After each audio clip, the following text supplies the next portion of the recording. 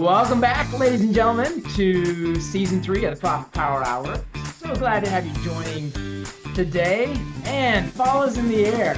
We are into the slow season of property management. Hopefully, things are simmering down for you wherever you are in the country, getting past leasing season, move-ins, move-outs, and hopefully you're ready to dive into some phenomenal content that we have queued up for you today, talking about how to level up your business performance in the slow season with data-driven strategic planning. I guarantee you this is not going to be the most popular episode of the year. It just doesn't have that 3 ways to tweak your maintenance operation sort of vibe.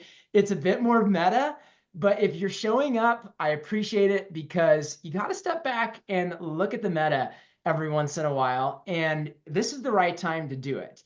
Not in December, not in January. Right now is the big opportunity to dive into the slow season with strategic planning, with data-driven insights, and make the most of your business. All right, that's what's coming up, but let's make it about you. Where are you tuning in from? Jump into chat. And we already have all the AI bots in chat, so welcome bots. But tell us where you're tuning in from, and I want to mix it up today. What is one fun thing you're going to do during the holiday season, either in October, November, or December? It's a big holiday season. There's big holidays in all 3 months. What's one fun thing you're going to do in the holiday season, as well as, well, thank you. Favorite cuisine? Well, favorite cuisine? Growing up in the Bay Area, you get used to eating all kinds of stuff. I any good food. Okay. All right. Yeah, Christmas time though, it's tamales and seafood. So, all right, Jason Evans, meat. Very simple. Okay. And also make sure that you're chatting everyone. Some of you are chatting hosts and panelists, which we appreciate the direct messages, but let's keep it open and chat everyone, and make sure you make that selection in your chat panel. All right. Thanks for being here today. And thank you to our esteemed panelists, Wolfgang Croskey, owner of Croskey Real Estate, as well as founder of Crane, which is a premier community for property managers. He didn't even pay me for that shout out, so. I didn't. I'm kind of surprised. I tried to not shout it out, but thank you. And as well as Thomas Perfect, aka Tommy Perfect, and he is the CEO and master of property shenanigans, also of Uplift Property Management, and also coming out with a new line of clothing, Tommy Perfect Clothing, later this year. So it's going to be a big hit. And then ours from Profit Coach, Brad Johnson, CEO and Profit Power Hour co-host. And a little bit about Profit Coach. We help property managers expand their entrepreneurial freedom by building highly profitable, self-managing companies. And myself, Chief Strategy Officer here at Profit Coach, author of the NARPM Accounting Standards, and author, kind of excited about this thing to put behind my name. I just did this for the first time in today's slide deck. Author of the PM Operations Standards, which are basically getting finalized today. So a little bit more about that later on in the episode. All right, if you got questions, please dump those into chat here. Really want to make sure that we interact with what's top of mind for you. And best way we can do that is if you put those in the Q&A box is what I meant to say, not the chat box, because we'll just be able to track them better in the Q&A box. As always, we're here to talk about a transformation of mindset to help you move from financial and operational fog to financial clarity, from gut-based decision-making to data-driven strategic planning is really the focus for today, and ultimately to benchmark success. Are you ready? I know you guys are muted, but you can drum roll wherever you are and get the energy up for today's discussion. Let's dive in. First of all, if you're on today's webcast, I owe you a thank you, because you were probably one of over 100 property managers that filled out our recent operational performance survey. And it was really long and arduous. So if you were one of those 100 plus property managers that helped us out with that, I just want to say thank you. And that data has been crunched, been doing the review of it over the last couple of weeks. And we're excited to be releasing here in October at NARPM National coming up in a couple of weeks, the brand new PM operations standards. It's a universal standard to determine if you're doing a good job. This sucker is 60 pages long. Don't be overwhelmed. We are going into a massive amount of detail to actually give you the first data-driven framework for analyzing your property management operations in the history of single-family residential property management. And so really excited to get that out to the world. Talk to you a little bit later in this episode about how you can get access to that insight. One of the ways is we are dedicating our November to a one-day event on November 12th. It's the PM Operations Summit, and it's an exclusive virtual event unveiling the new operation standards and then helping you specifically understand how to apply those in your business. How do you actually understand how you stack up to the industry, not just financially, which is what we've been talking about here at Profit Coach for years, but now operationally at the process level, and then identify key opportunities for driving value creation, client experience, team performance, and operational efficiency in your business. We've got a phenomenal lineup of speakers from all of the partners you see on the screen here. And we are super excited to get you this event. If you're already registered for the Profit Power Hour series, you're already registered for this. So no need to do another action. Just mark your calendars, November 12th. All right, let's dive in to talking about leveling up business performance in the slow season with data-driven strategic planning. First of all, I want to throw up a poll, and I want to get some insight from the audience in terms of, all right, now that the year is kind of starting to wind down, you've gotten through the big push, we're 9 months through the year. How's it been for you? And we're going to talk through 5 different questions that should start to actually give you an opportunity to do some self-reflection on how the year has gone and what your opportunities might be in 2025. So the first question is, how has your client experience and value creation changed compared to last year? 10 equals much improved. 5 is about the same. 1 is much worse. Okay. How has your client experience and value creation improved or changed compared to last year? Second question, how has your monetization of your client experience changed compared to last year? 10, much improved. 5, about the same. 1, much worse. Now, some of you might be thinking, well, how would I know this? Well, I mean, honestly, the best way that this would, and most likely way that this would show up is in an improvement to your revenue per unit. And not just an improvement above inflation, all right? So if you're at, 300, let's just go with a 5% inflation number.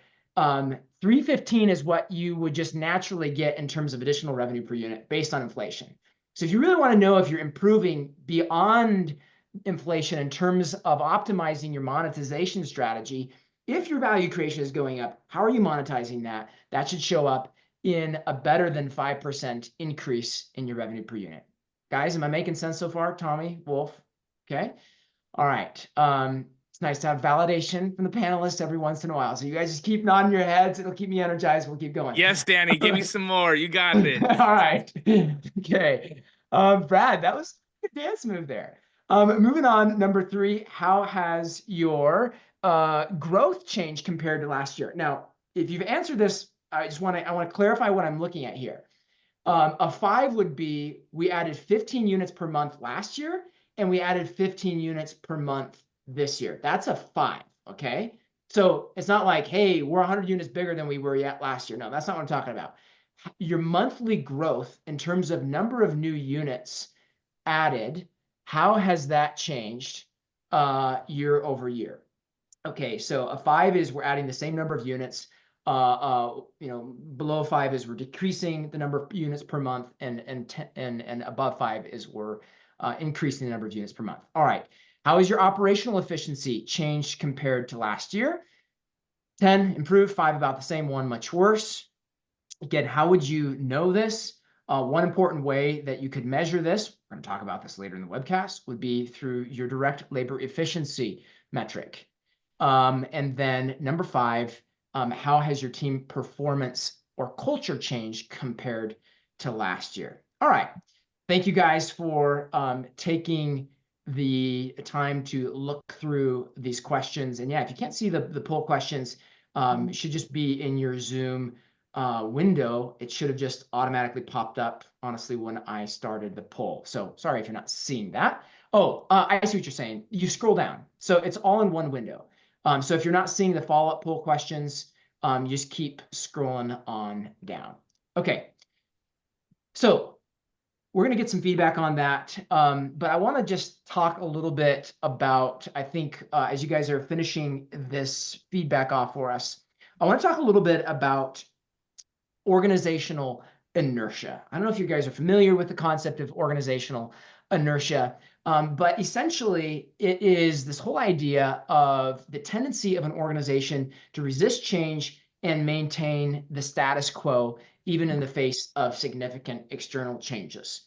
And in my time around this industry, I've met a lot of property management companies that kind of look like this.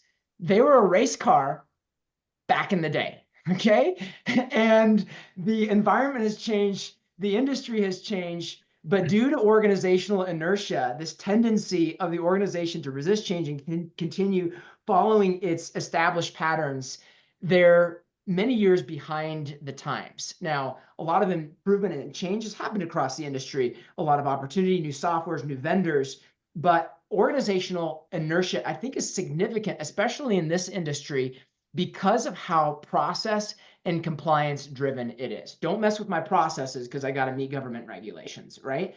So, guys, I just wanted to open up to the panelists. How have you experienced this tendency in your businesses? Brad, obviously, you're CEO here now at Profit Coach, but ran a unit with over, or an operation with over 1,000 units before you joined Profit Coach. How have you guys experienced this tendency? And let's be honest, tolerated this tendency towards organizational inertia in your own businesses or seen other PMs do the same? Wolf, kick it off with you. So I've never thought of the term of inertia around this question, but I think it's a really good one because depending on the state you're in, that inertia may be forced upon you without you wanting to have any inertia. So like in California, where Tommy and I are, we we get lots of inertia almost quarterly when it comes to new laws, and it forces you to like break your process and redo it. So it seems like the car is always in the shop because oh, we just finished this upgrade and like, oh, okay, well, now you got to do this upgrade, right? And so you're constantly working on your machine. And so a lot of people may complain about that, like, oh my gosh, the laws in California. In a sick and twisted way, I think it's actually kind of cool that it forces you to always evaluate your processes so that you're trying to operate at optimal ways. I will say though that as the owner of the company, I have a much higher tolerance for inertia than my team members. And so I think that's something to be careful of, that they may not have that tolerance for inertia when it comes to retooling and trying to look for efficiency, that they like that comfort zone and they got used to it and we're comfortable. And why do we have to change? Like things are working well. Why do we need to change? And it's because they don't see down the road and their dashboard is different than our dashboard. So I think that's my initial thoughts. And yeah, Todd, I am always looking at the silver lining because we got great weather here in California. Yeah. Awesome. How about for you, Tommy? How have you experienced this tendency to just let things remain in a state of their current existence? And maybe you could be candid with us. How have you tolerated it? What lessons have you learned here? Yeah, so I think I am like so resistant to change myself in my business. I shared with you guys earlier in the panel before we started here. I cut my L10 short today. We were focusing on rocks and figuring them out. And my staff, my leadership team especially, is so amazing at wanting to make progress happen in the business. And I'm like paring back the rocks, like, no, let's make sure we're attainable. We don't need to change so much all at once. You know, I know a couple of them are on here listening to me right now, so I have to be careful what I say to them. But I love one of my favorite books is Good to Great, Jim Collins, right? And he talks about his flywheel effect, and we've been pushing on that flywheel a lot. So while the government makes us do it too, we want to be the best property manager in our market and in the country. Like that's, you know, our goal is just to be the best property management company. So my whole staff gets behind that, and it's really part of our core values. So we kind of love change, and I most of the time have to put the brakes on my leadership team. Unpack the flywheel concept for 30 seconds. I mean, so how I understand it and I take it, you know, a flywheel, it's like you can keep putting input in on one spot, and it's going to continue to gain that inertia, that momentum, to continue moving faster and faster and faster. So as you continually put input into that change, to that strategy, your business is going to move quicker and quicker and quicker. So that's kind of my interpretation of the flywheel effect. Yeah, awesome. Brad, wrap this point up with you. And maybe if you want to just touch a little bit on like part of, I think, organizational inertia shows up in this tendency to squander the slow season. It's like, all right, like we have this pattern of busyness and less busyness, and we just prefer to keep that pattern and not like keep pressing things when we have a chance to actually catch a breather. Maybe touch on that as well. Sure. So I took over a legacy business that had been around since since the 1980s. So there was a lot of, and I don't think anybody in the business had been there since the 1980s, but a lot of people had been in the business for 10, 15, 20 years. So I encountered quite a bit of resistance when I started implementing new programs and changing the way that we were doing things, like going paperless and implementing Lead Simple and streamlining and things like that. And so I definitely experienced the consequences of it, though, are I've come to realize in property management and probably in pretty much any service business, if you don't keep up with the external forces, if you don't keep up with the changes that are happening in the broader economy and in the software and development landscape, you'll pretty much start dying. There's no neutral. You're either moving forward, you're either building and changing and adapting, or you're slowly dying. So those are your two choices. And I think there's this false choice of, well, if we just keep doing things the way we've always done them, which is how we got to this place, then things will continue to be at least as good as they were in the past. That's not true if everyone else, a good point with this car analogy, that's not true if everyone else is building faster and faster cars, if parts are getting cheaper and lighter and faster. So why is it so easy to squander? There's two reasons that come to mind immediately, which is, and they're kind of the opposite, but I've seen them both. The first one is this tendency to declare, everyone's going to relate to this from their PMs, what's slow season? There is no such thing as a slow season. I am constantly busy. The summer is just one part of my busy season, which is my whole life. There is no slow season. Now it's October. I have so much deferred maintenance. I still have tenant issues. I have to check in with my owners. There's always a reason or always an excuse to not move the ball forward. And then the other one is the opposite tendency, which is I was grinding it out all summer. I was working 50 to 60 hours a week. Y'all pay me for 40. Leave me alone. I want to work X amount of hours per week to bring my average back down to 40. I'm going to go take a few trips. I'm going to take the month of December off. So depending on the person, you can get polar opposite responses. Both have an element of truth and both have an element of a mindset that needs to be changed. Tommy, how do you have a team that's like raring to go in October? They're not just totally beat down by the summer months? I mean, I think my property management staff, not my leadership team, probably is a little beat down after the summer months and all the churn and all the onboarding of new units and stuff, you know, that really takes a lot out of them. But honestly, it's all about getting people who understand that vision of your company, right? And that have a good I've spent so much time on our core values and making sure that our purpose and our niche and our core values are spot on. And we over the years have been able to find people who exhibit those core values more, and it makes life happen the way you want it to, right? It makes it so that you're happy coming to work. It's not always a drag just because things are busy. I think the thing with the slow season is, and well, the opposite of the slow season, which is leasing season, move-ins, move-outs. It's the most believable excuse, right? And so to your point, Brad, I think we are in the constant habit of making excuses around why we shouldn't have to change. That's just the most believable one. So I think the big takeaway is, hey, you're right. It is always busy, and we always have to keep improving. Now let's talk about that. All right. So diving into, I'm just going to skip this. How can we most effectively challenge the status quo in our business right now? I just want to throw up the poll results, get a little bit of data in front of everybody. Always like to do that here at Profit Coach. Year-end evaluation, number one, how's your value creation changed? There's a lot of people that about 20%, no change. But then we've got about 40% of the population, maybe actually 50%, expressing some kind of positive change there. So good feedback. How has your monetization changed? 35%. Okay, now this is interesting. Do you guys see the discrepancy there? 20%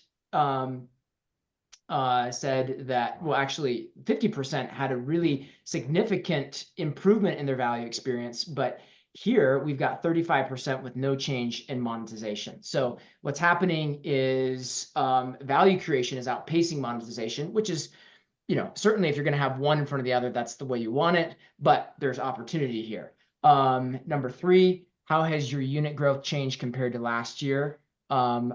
This is a lot less significant in terms of year-over-year improvement compared to the first two. And then number four, how's your operational efficiency changed compared to last year?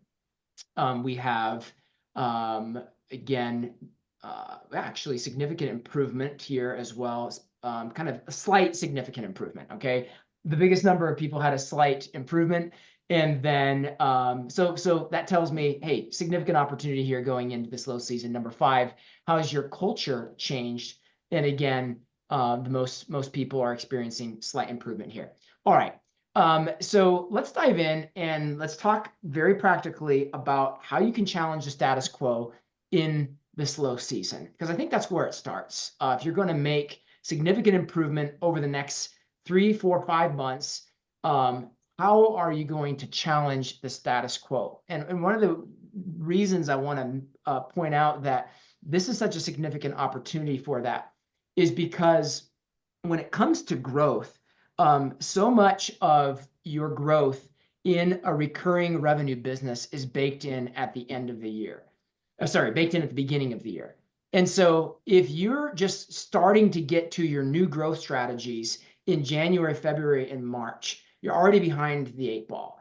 But if you start laying that groundwork here in October, November, December, you're laying a much stronger foundation, because the units you add in January, February, March, April, those units are going to be there all year long. So just a simple point of illustrating how getting ahead of this curve on challenging the status quo in all of these areas, but for example, in the area of growth, is so critical. All right, let's talk a little bit about data-driven strategic planning. And I want to hear from you guys. Wolf, we'll start with you.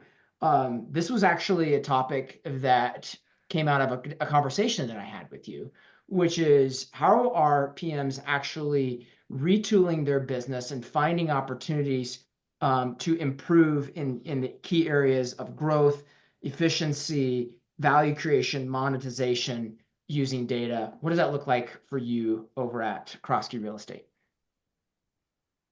Great question. So I can tell you when I started, what used to drive that conversation, it was tax time, right? Like you do your taxes and you realize, this isn't where I want to be, right? And so like, okay, well, let's figure that out, right? And so that is, if you look at the start of the journey, it was preparing for taxes is what kind of drove the strategic planning, right? Because we got to increase revenue and I got to figure out expenses because, Uncle Sam's taking more than I would like, right?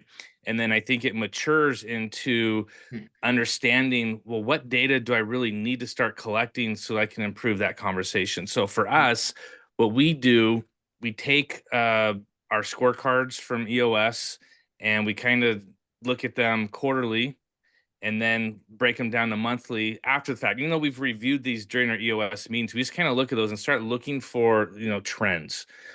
And what areas do we think we could focus on for the year? I think a lot of times we collect so much data that we don't really know where to start. And so we try to only pick 3 things that we want to focus on for the year. So this year, or I should say for 2025 coming up, what we started now, because this quote unquote slow season, we try to use it to as a runway for 2025 for a strategic plan. So we're looking at technology innovation, and not so much the innovation in technology, but the innovation in service. Because we're really, I think my opinion is that the cheese has moved in real estate, definitely on the sales side, but on the PM side. And so we're trying to find what innovation do we need to bring in to our services. So we're looking at that. We're then looking at client experience. Just real quickly, Wolf, when you say the Yeah. cheese has moved, I mean, I get the metaphor, but unpack that a little bit more. So the way you work with buyers and sellers, we do brokerage. That if you haven't heard about those changes, I don't know what rock you're sleeping under, but that's that has changed things. So we're looking at, well, do we need to come up with a tiered level of service at the brokerage level, especially for buyers, because of some of those changes. So we're looking at that. On the PM side, really looking at what are the services that an owner actually wants. The fee maxing and fees and all that, at least in California, is changing. And so we need to look at what are the services somebody would actually want to pay for, opposed to us just forcing it on them and collecting a fee. So really that value creation is that focus there, because a lot of things we used to do, we can't do anymore. And they represented a decent chunk of revenue that we have to replace.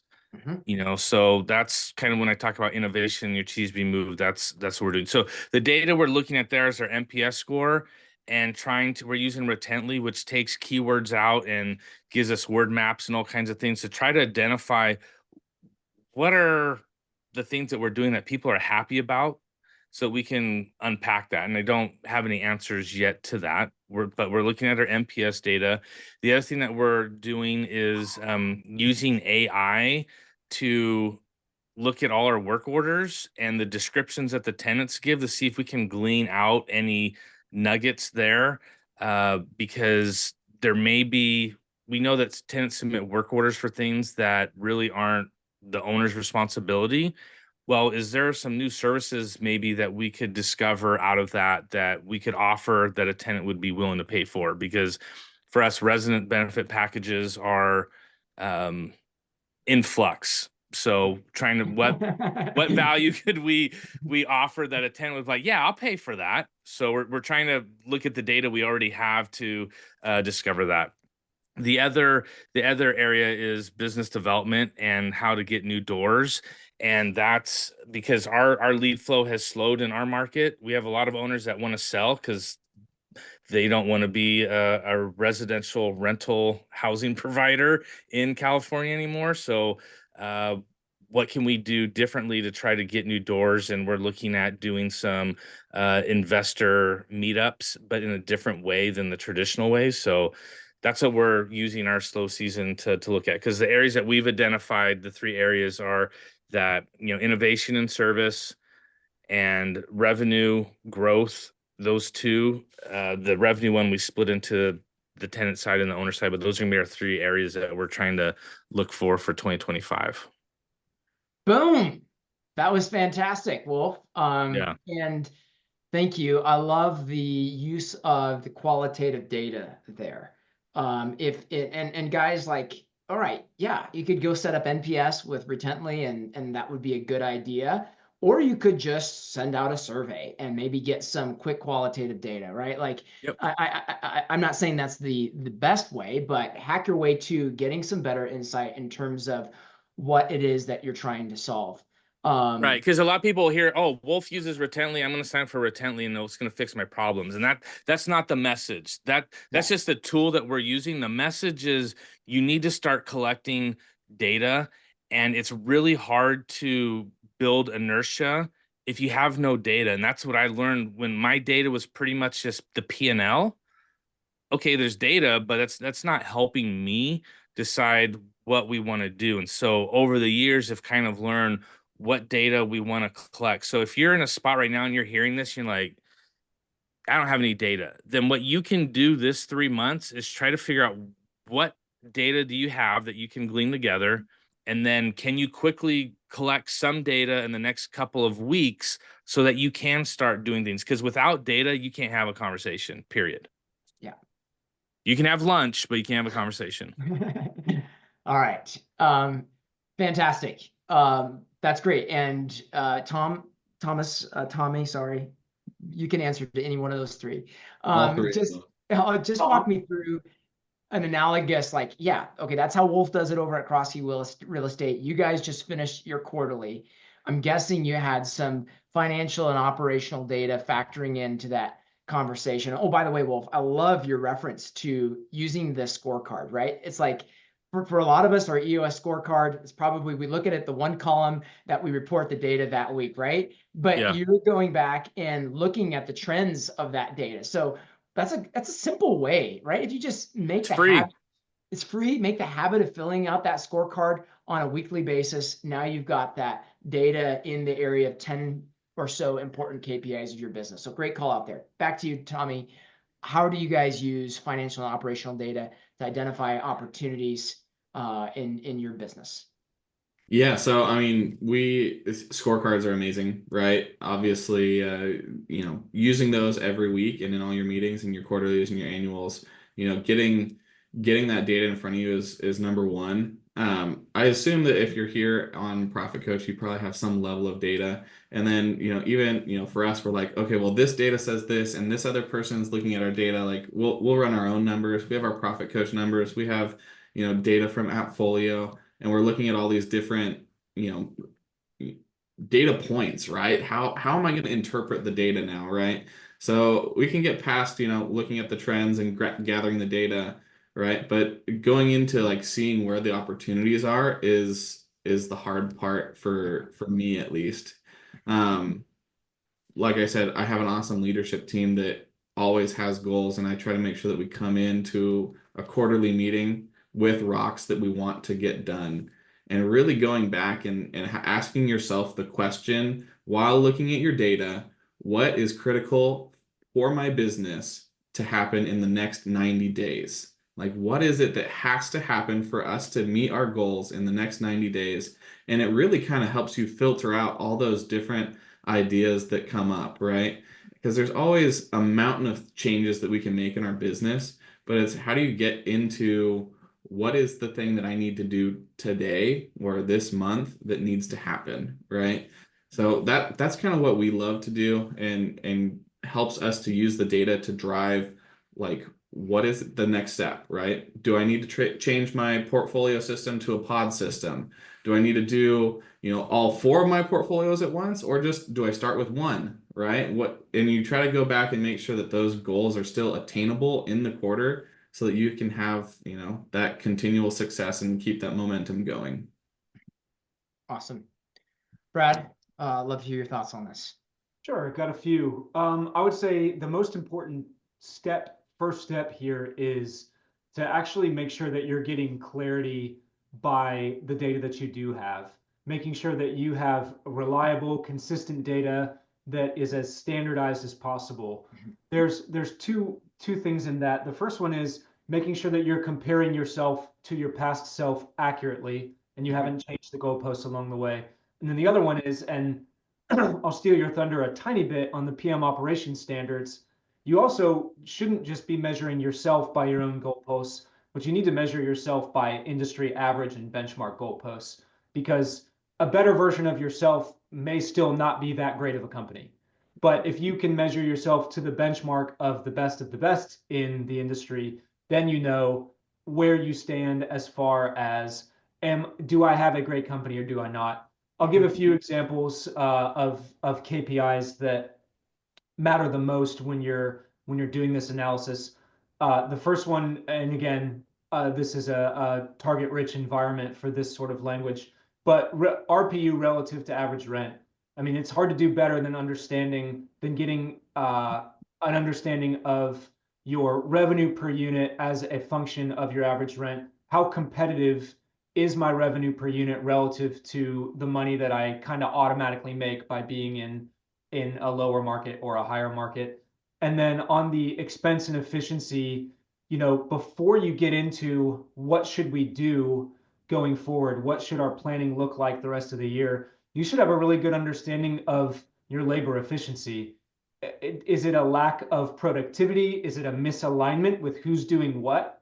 We had a problem that we didn't really identify till we got into the data of people who are being paid $30, $40 an hour doing $10 and $15 an hour work that could have easily been done by a remote team member, but I didn't realize it until we dug deep, and they didn't want to raise their hand because they didn't want people to think that they were above that sort of work. But that's silly. That's a mismatch of labor rate and efficiency and productivity. And then the last one is just the team development opportunities that you have in the off season. That starts by paying close attention to team performance in the busy season. When things got tough, when things were really difficult, how did your employees perform? What did your applications look like? What did your leasing process look like? And maybe even more importantly, what was the attitude of your property managers? What was the attitude of your leasing agents? Are you tracking customer service satisfaction during the most difficult parts of the year so that you can have a good understanding of how do your residents and your clients actually feel about your property manager? And to your point, there's a quantitative aspect, but the qualitative part of that sort of feedback is difficult to overstate when it comes to coaching and leading and calling your team members, to a higher standard. Love it. And while everybody's in here talking about how to use AI to distill information, I'm going to just mention one thing that has been useful for us at Profit Coach is really in-depth quarterly surveys of our employees. We've got, I don't know, about 27 here at Profit Coach, and we usually get about a page of feedback per employee with the quarterly surveys that we send out. So 27 pages. I think Brad was our last quarterly survey. So a great way to get clear on information and insight from your team. Again, qualitative feedback from your team on the culture of the organization. Oftentimes when we think about planning, we are focused on value creation for our clients, on monetization strategies, on growth. How do we make this business bigger? But as Tommy's pointed out, all of that is really derivative of the culture that you have inside the organization. So let's not forget to collect data and insight on the quality of our culture internally and make sure that strategic initiatives include internal culture-based, team performance-based initiatives in the company as well. My 2 cents on that. All right, so I'm going to wax elephants here for just a couple of minutes to give you guys some specific Profit Coach ideas on specific data sources, specific numbers. Brad touched on some of these, so did Wolf and Tommy. But if you're looking at the screen right here, obviously step 1, use financial and operational data to identify opportunities to drive new levels in the following areas. What data? Make sure that you have access to the best financial benchmarks in the industry. These would be the 2022 Financial Benchmarks Guide. If you don't have access to this, I'm going to share it later on how you can get access to this. But really 6 areas of the business from a financial perspective that you should just look at. Like when you're doing your strategic planning for the next 3 months, just go through these 6 areas and find how you stack up, and you'll probably see opportunities or ideas, strategic opportunities emanating from your analysis in these 6 areas. Number one, obviously, you just need to get clear on the bottom line. You'd be shocked how many property managers don't even know what their bottom line is. All right. So this is really big. Now, it's not the most important number because you want to know deeper in the business, but you at least have to start here, okay? And know if you're being profitable. If you're not being profitable, then you need to start looking into some of the deeper metrics like Brad mentioned, your direct labor efficiency. How many dollars of revenue do we generate for every dollar spent on direct labor? This is a really basic, simple, easy to calculate, but very telling metric in terms of the fundamental efficiency in your organization. And specifically, if you want to solve for labor efficiency, you break it down into, all right, how do we drive labor efficiency by driving more productivity, decreasing pay relative to output, and that can be done through automation or through leveraging global talent. And then how do we increase pricing as well? So those are the 3 levers of direct labor efficiency. Revenue per unit. Number 3, Brad already talked about this. This is the chart that he was referencing. If you don't know what this chart is, go and listen to one of our Profit Power Hours on pricing and see how your revenue per unit compares to your average rent, and see what your opportunity is in terms of RPU aggressiveness. This could be a really important initiative for you. How to make that actionable? I'm going to give you access again. I think we shared this like back in January or February, but I'm going to give you access to our national PM pricing report that we did last year. And this can give you specific insight on key revenue streams and services that can drive monetization and value for your clients, and also give you insight in terms of like, well, maybe you already have those in place, but are you pricing them optimally? What is your current adoption rate on these various initiatives that you already have in place in your business? I'll give you a great example of this. I literally today just reviewed a 4-page document from one of our clients with thousands of units. And they identified that they have over probably $200,000 of uncharged revenue on services that they already have in their PMA, okay? So this is the kind of insight that comes from looking at the numbers. What do you already have in your PMA that you maybe aren't even optimized for collecting in full? All right, number 4, take some time to do the boring work of looking through your P&L and actually see how your key categories of expenses stack up to the benchmark. Oftentimes we get fat in the expense management side of the business because it's not super fun to look at or compelling. Nobody talks about expense management from the stage at NARPM. And so take some time to look at your key categories of expenses. Maybe there's some fat you need to trim in there. Churn, obviously, significant indicator of client experience. We've already talked about that. And then unit acquisition costs as a measure of your effectiveness in marketing. And then that's the financial side of the data set. But what about the operational side of the data set? I literally just finished crunching these numbers with our team yesterday. So what I want to show you is a sneak preview. It's not pretty because this is a spreadsheet that's being analyzed right now and it's getting shipped off to the designer later today. But here are the key metrics and targets that have come out of the PM operation standards in terms of your times and efficiencies on your key operational processes. All right. So what we've done here is looked at about 15 key metrics, key timeframes in terms of property management. Most of these are speed related. And so what you can see here is the median scores in terms of days for each of these key functions. And then over on the right-hand side, you're going to see what the median is for the fastest 25% of companies. So this is the median of everybody, which is just the middle value of the cohort. And then over here, you can see the top 25%. So we're going to stick with just median for the industry. These are what people are saying their targets are. For their make ready, 16 days. Turnover, 14 days. Days without revenue. This is a slightly more sophisticated version of days vacant. 34 days for all lease ups, 35 days for new and unleased units, and 32 days for leased units when a tenant moves out. Occupancy rate, 95%. How long is it from when your turn is finished to when the tenant moves in? This is your rent ready to revenue speed, 20 days. So you can just look at this, you can snapshot this. Speed to repair, 6.25 days. First reply time, 2.5 hours.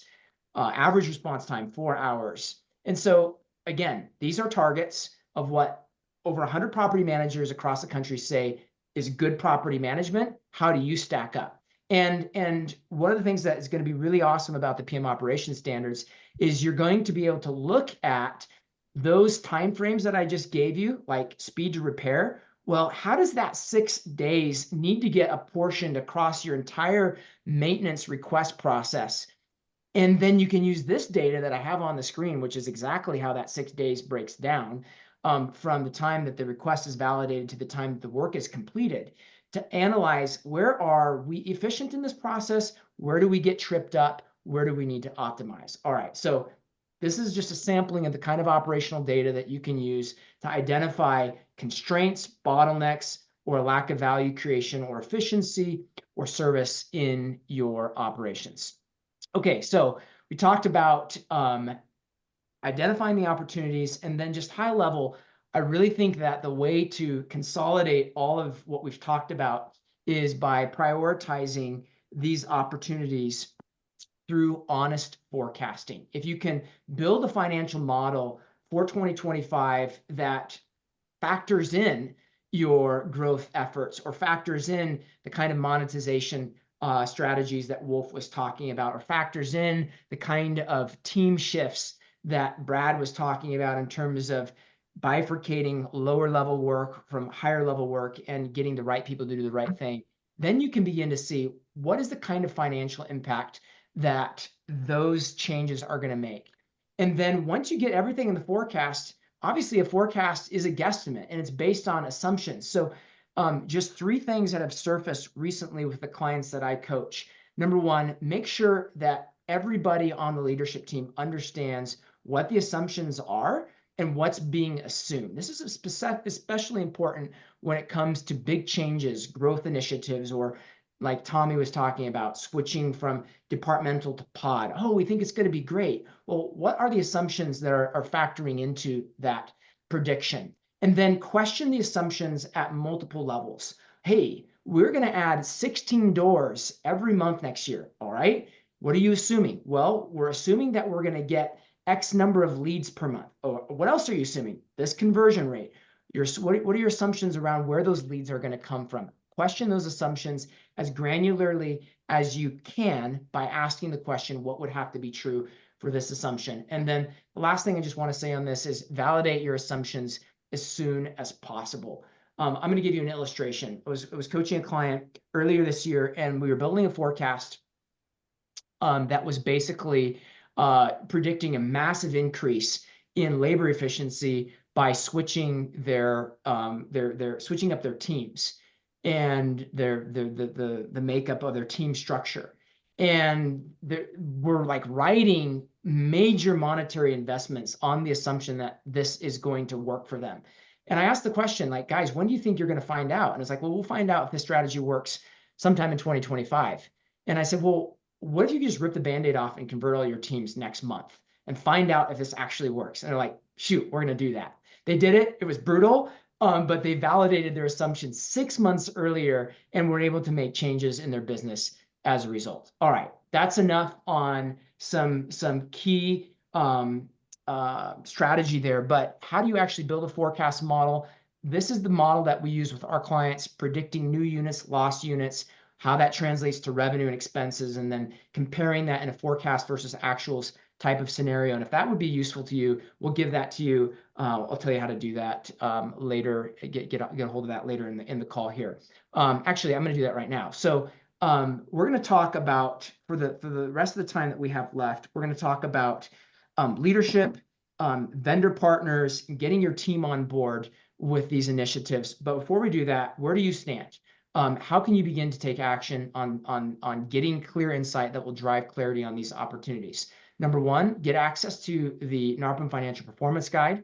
Number two, the National Pricing Report that I just mentioned. Number three, our forecasting model and tutorials to help clarify and distill and prioritize these opportunities. And I want to give you guys the opportunity to schedule a free business performance audit with our team to see how you stack up to those benchmarks, understand what your true profit potential is, and use numbers to define 2 to 3 big next steps from a financial perspective that you can take in 2025 to increase your profitability, typically by at least $50,000 per year. So that's something that we'd love to just hop on the phone with you and look at your P&L, help you understand these things, give you access to those 3 tools that I just mentioned, no strings attached. That would be useful. Just say yes to this poll. We'll reach out, we'll schedule that call, and we'll get you access to those 3 tools. Okay, let's talk, guys, about leadership. And I think we haven't heard from you in a bit, Wolf. What are some of the leadership qualities and habits that are going to really make the difference for helping your team get past the tendency to just stay at rest, stay with the status quo? How do you move your team to the next level? I think we might have lost Mr. Wolf. Okay, Yeah, we'll go with, I think he disappeared. he texted me, said, I've got internet issues. Let's go to you, Tommy. Leadership.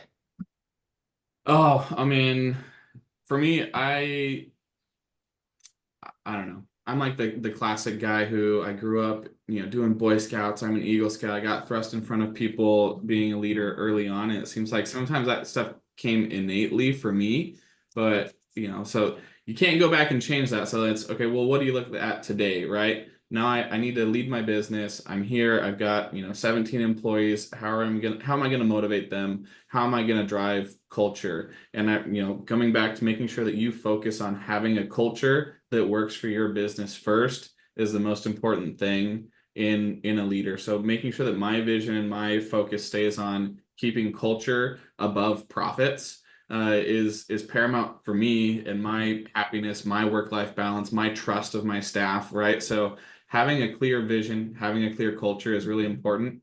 And then I love being a servant leader. I am not scared to get in and, put checks in an envelope or go do that move out inspection or show up to that property walk on a Saturday, get out and do the things, just place that lockbox for somebody, being there, being available for your staff, I think is huge. So like, driving a culture and then being a servant leader, I think for me has really pushed our business to where we're happy.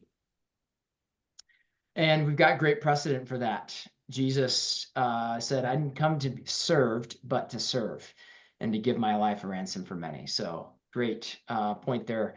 Thank you. Well, and you don't want your staff to turn around and tell you, oh, you're just doing this RVP to make a bunch of money. You're just adding this fee. You're making us do this new software because you want to make more money. And then it's like this greed cycle, and it's so toxic in a business, but it can happen so fast when you're trying to implement a change, but then you're not willing to like show that love, show that support, following up whatever change you did or whatever discipline needed to happen.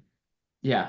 The answer to those objections is, well, we're doing this to make a better business for everybody. But if you're not actually living that, they'll know that's just a response, not a reality.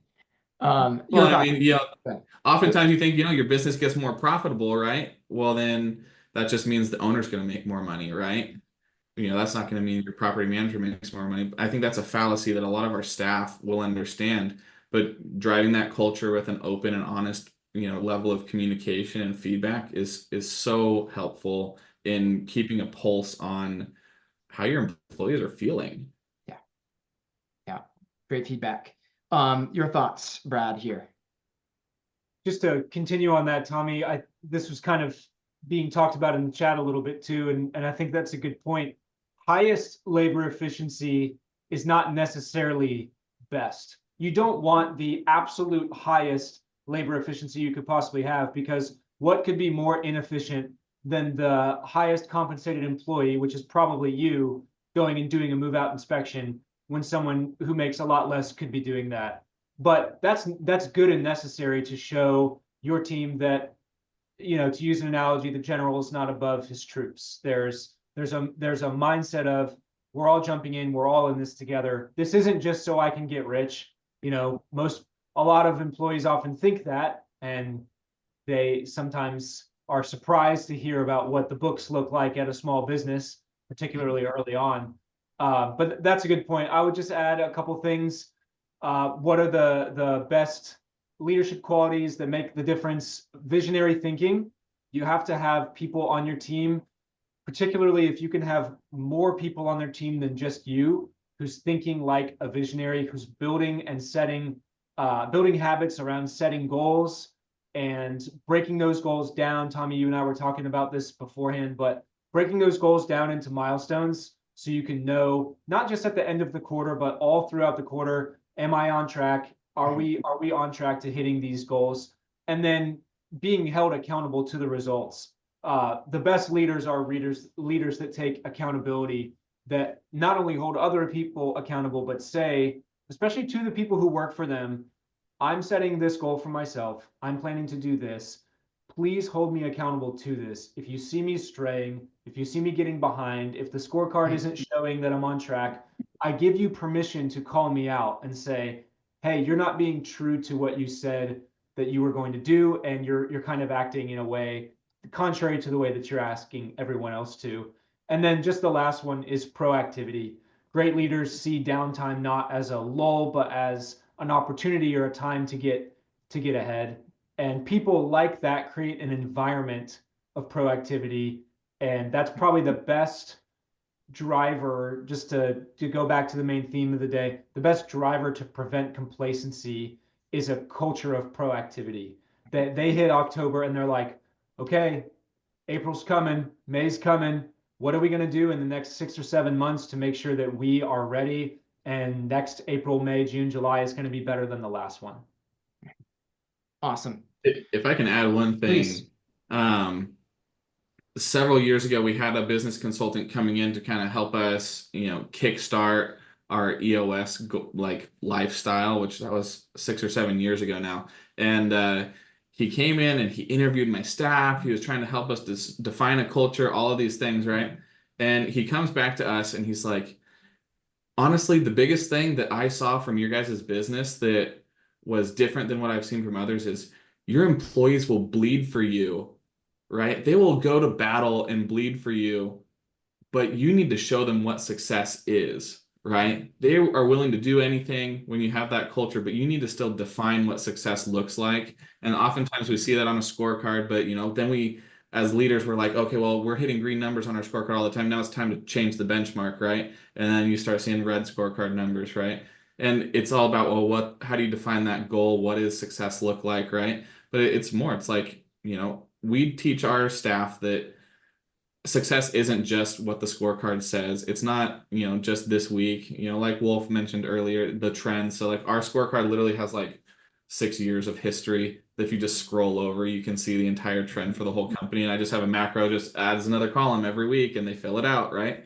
And it gives us that kind of perspective and gives us an opportunity not just to like drive in every week, whether you were a success or a failure. It gives that perspective for every employee that like define your success overall in your position. It's good stuff. I want to just also elevate a couple of courageous leadership questions. What conversations are you currently avoiding in your company? Like maybe it's a personnel conversation, maybe it's an owner conversation. Slow season is the right time to step back and say, what are the conversations that I don't want to have? And what are the uncomfortable changes? Maybe it's personnel changes, maybe it's leadership team changes, whatever it is. What are the uncomfortable changes that you're avoiding? This is the time to ask those questions and take action. Let's talk. We're going to go for just a couple minutes long here. I want to talk about getting your team on board and then identifying and selecting top vendors who can help you level up. Guys, how do you deal with this just creates more work for me objection? Wolf? This is so, yeah. Sorry for leaving. Comcast died in our area, so I'm operating on a hotspot in a laptop. Earlier this morning, we had a meeting as a company, and I rolled out something I thought was a great idea, and it totally flopped. Like, I got nobody, when are there any questions, comments, concern? And it was just silent on the Zoom call. I'm like, okay. So ended it, and here come the Slack messages, and it's the first time I've had team members use the word mad and pissed. And so now I'm just like trying to unpack all this, and this quote, it just creates more work for me, came up in both of those. And so clearly I failed at that, so that's something Thanks for I'm being real. slow season. Yeah, this has hit like a ton of bricks. But I think for me, how do I think like an employee sometimes? Because I see things through as a business owner, the goals that I have, where I want the company to go, and I think I lose sight of the employee component, and I think that's where the failure hit this morning. So may not be the best person to give advice on this, but I can tell you that it is very real when it just creates more work, like updating this dashboard, collecting this data. Basically, we wanted to form some committees in our company that focus on those three areas that I shared earlier, and they saw that as more.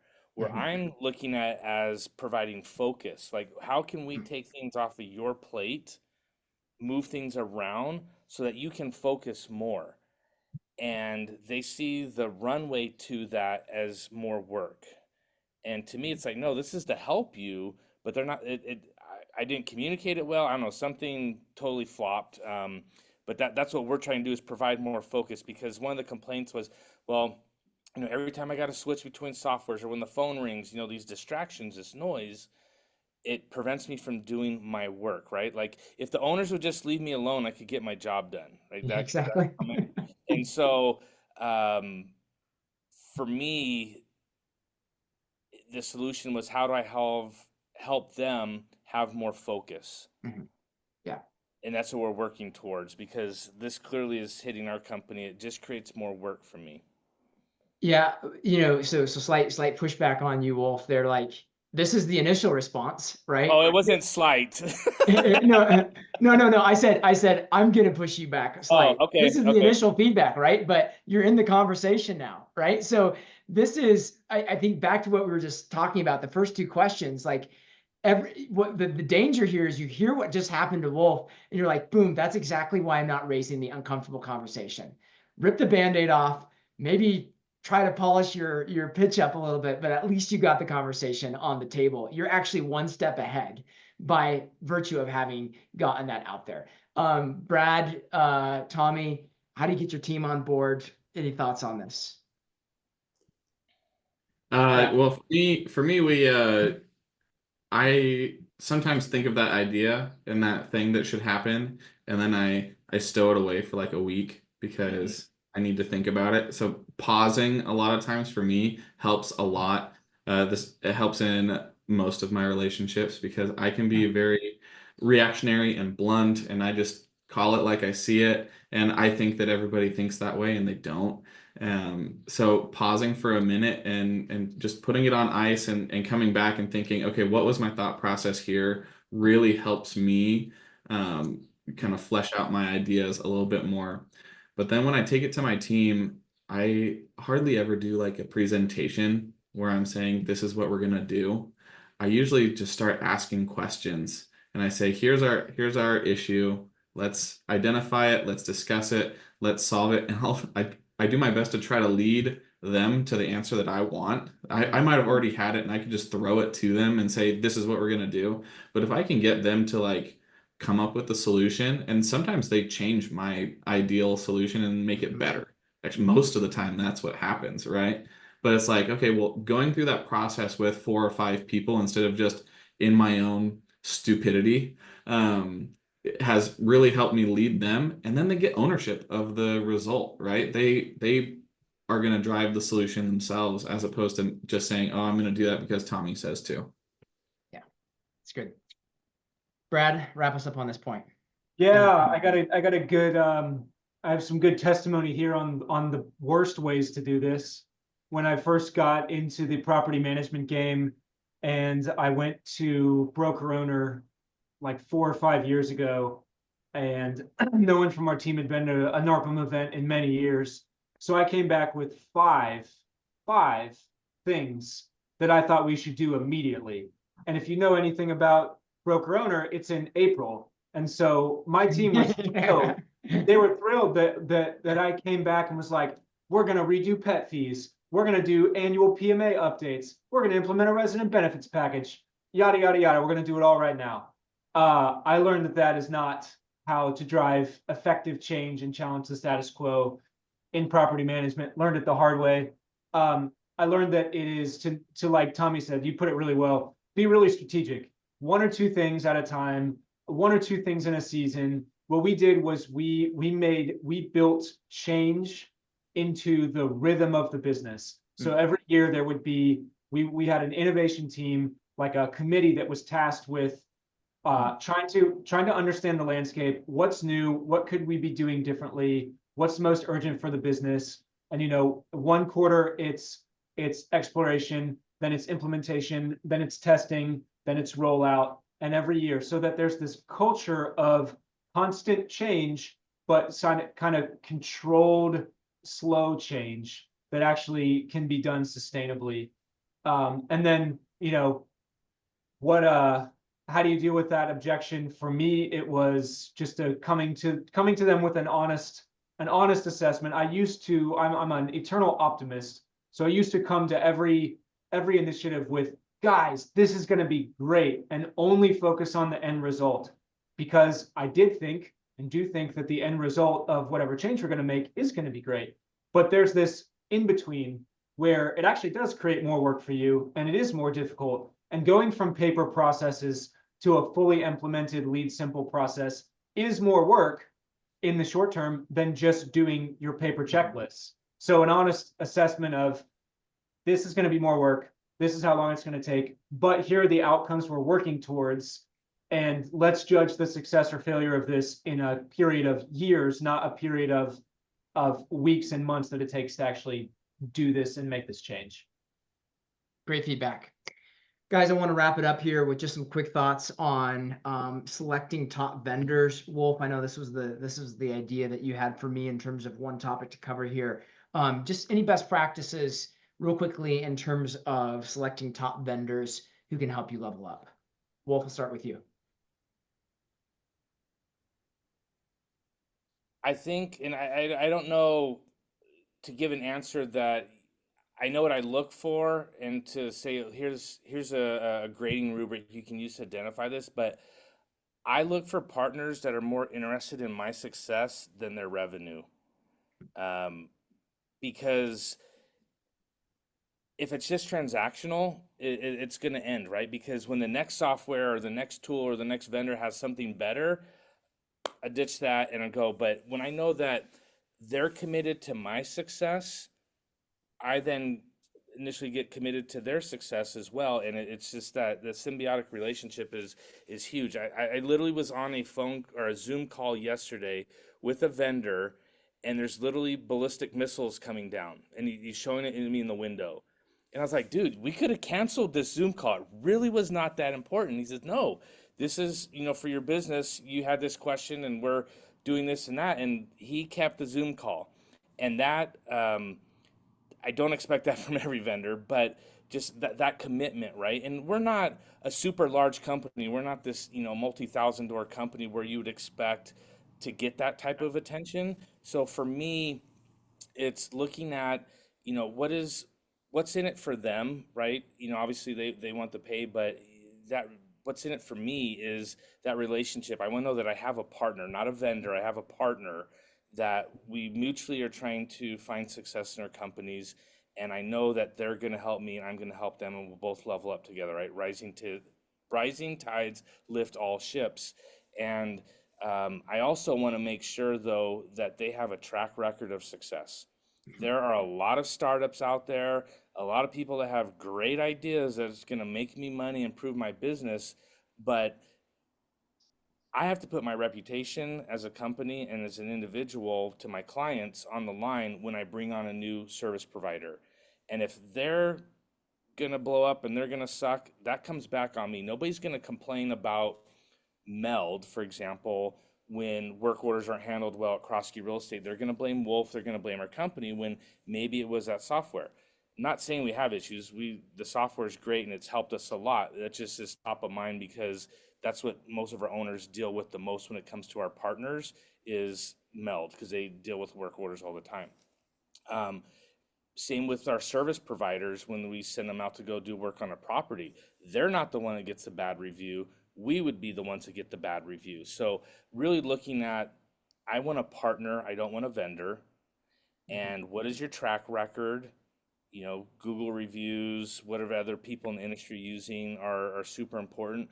But I need somebody to help me become more successful, not just a bill that gets paid. So I really don't know how to put that in a That's great. No, spreadsheet that's great feedback. evaluation, but that's what I look at. That's great. Anything you'd add there, Tommy? I mean, I agree with all of that. I would just say, don't add vendors because everybody else is doing it, right? Like, do not follow the hype train, right? Look at your business first, look at what your needs are, identify your pain points, you know, asking for that feedback and knowing it, and knowing how you can level up as a business, and then finding a vendor with that track record that wants to be your partner, that cares about your success.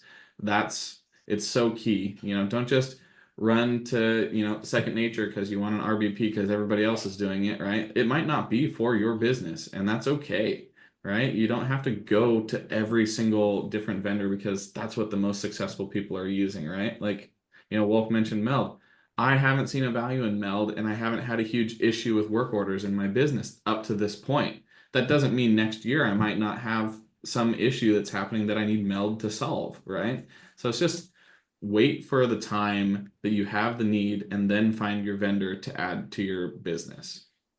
The way I would frame that, Tommy, based on what you just said, is like lead with strategy and then implement a vendor to provide the tactical solution. A lot of people, they don't have an overarching strategy that's driving that tactical decision. Make sure you have the strategy that requires that vendor to be in place. Brad? Yeah, that's really good. I don't have a ton to add, just a couple things. Vet vendors by getting really good information on qualitative, getting really good experience information in a qualitative way. So it's not just, are the best people, are the best PMs, or the PMs who get up on stage and talk, are they using this vendor? But actually having conversation, if you can, with members on their team who are using those vendors and finding out what is the experience actually like, and not just thinking in terms of, can this make me more money? Because sometimes something can make you more money, but well, it seems like it makes you more money, but it actually costs you a lot more money because of how difficult it is to work with. And then just the other one is, at least at Sawyer, the biggest thing for me, not the biggest, but just a really big factor was implementation of the product, implementation of the service. Does this company have a demonstrated history of making implementation as easy as possible? I wanted a done for you implementation solution to basically everything that we added. And if their answer was, we sell you the product, but then you kind of have to figure out how to use it, you have to figure out how to get onboarded, that was a non-starter for me. I couldn't. I mean, sometimes your business is in a place where you have to do that, but if you have at all the financial luxury to pay someone else to implement something properly for you, man, that makes a big difference. Gentlemen, thank you so much. Final thought here, gratitude, thankfulness to God for everything you already have in your business, and then how you can steward those people, relationships, and resources to create more value is the key to lasting change and profit. Appreciate everybody's time here today. Be sure and join us on November 12th for the PM Ops Summit. And we hope to see you there to dive deep into the property management operation standards and how those can impact your business. Really appreciate all of you being here on this October 2nd. Have a great day. Make the best of the slow season.